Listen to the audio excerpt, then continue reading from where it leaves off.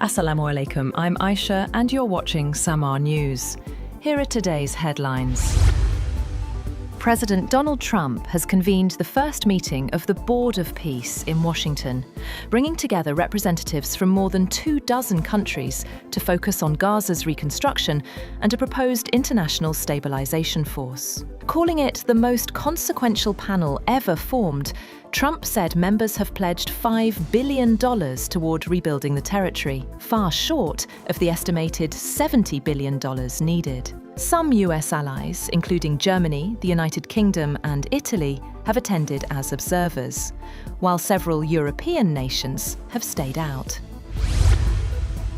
President Donald Trump has reportedly been told that a military strike on Iran could happen as soon as Saturday. According to leading news media outlets, the White House is weighing the political and military consequences, while the Pentagon repositions personnel in the Middle East as a precaution. As per reports, US Air Force aircraft are parked at Vasilevsky Airport in Sofia, though Bulgaria's defense ministry says the deployment supports NATO enhanced vigilance training and aircraft servicing. Back in DC, Press Secretary Caroline Leavitt said diplomacy remains the preferred path with Iran, despite what she called many arguments for a strike. Meanwhile, Iran says it is on full alert, even as indirect talks in Geneva continue. On the other hand, Russia and Iran have conducted joint naval exercises in the Sea of Oman and the northern Indian Ocean. Iranian officials said the drills aimed to promote maritime security and sustainable cooperation. The Kremlin said tensions around Iran were escalating and urged all sides to show restraint, despite Moscow's strategic partnership with Tehran. Russia and the United States have reportedly agreed to establish a bilateral economic working group alongside ongoing military-political negotiations in Geneva. Russian Foreign Minister Sergei Lavrov told a foreign media outlet that the group would explore what mutually beneficial cooperation means under the Trump administration and discuss economic issues where national interests align. Pakistan has emphasised that it can contribute troops to Gaza strictly for peacekeeping purposes, not to disarm Hamas, describing this as a clear red line. The statement came during the weekly media briefing by the Foreign Office spokesperson. He also made it clear that Israel's presence or absence in the newly formed Peace Board does not concern Islamabad, as Prime Minister Shehbaz Sharif attends its inaugural session in Washington at the invitation of US President Donald Trump.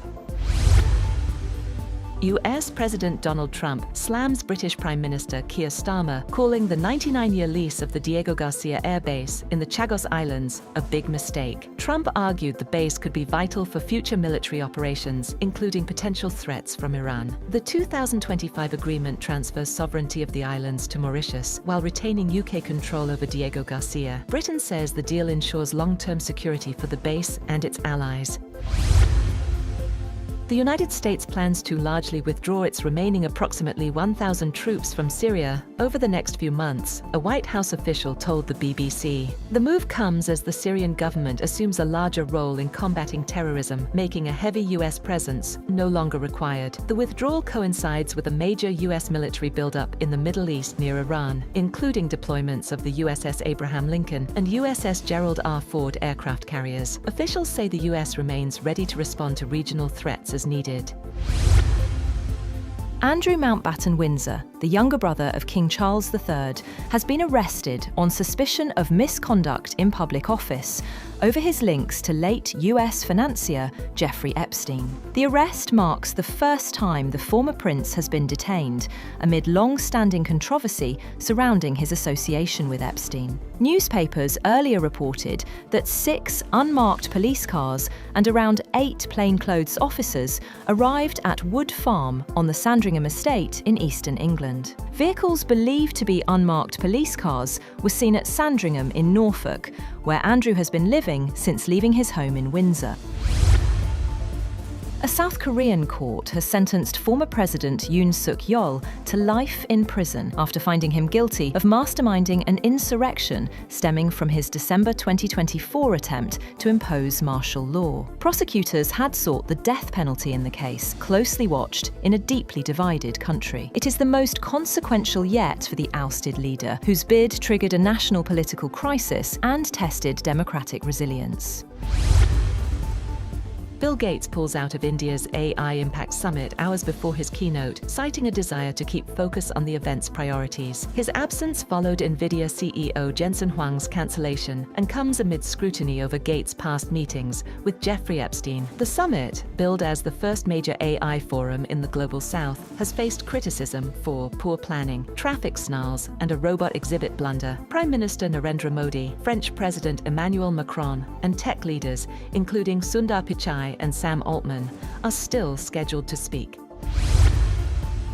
Canada has updated its express entry immigration system to prioritize skilled workers in research, healthcare, aviation, and certain military roles. The new categories include doctors, nurses, pilots, senior managers, transport sector workers, and foreign military recruits. The changes, announced Wednesday, aim to fill labor shortages in critical sectors while reducing dependence on the US, aligning with Prime Minister Mark Carney's broader defense and workforce strategy. Immigration Minister Lena Metleg-Diab said the updates will attract talent that can contribute from day one.